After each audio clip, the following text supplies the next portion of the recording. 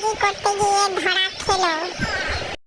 সকিনা ভাবি আজকে যে যে চাপাবাজি কথা বলিয়েছে আমি তার প্রতিশোধ নিব। তার একটা কল দিতে।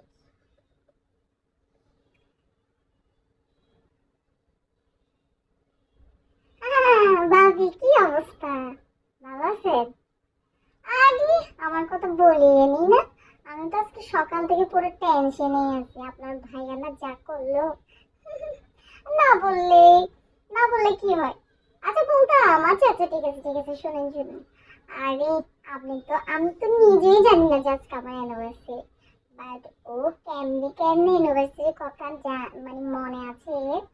ও আমাকে কি করছে জানেন? একটা ডায়মন্ডের রিং গিফট করছে। আমি তো দেখি অবাক, কি রে, আমার অ্যানিভার্সারি আমি জানি না, বাট ও কেমনি জানে? হাই হাই, বলতে লজ্জা লাগতেছে ভাবি।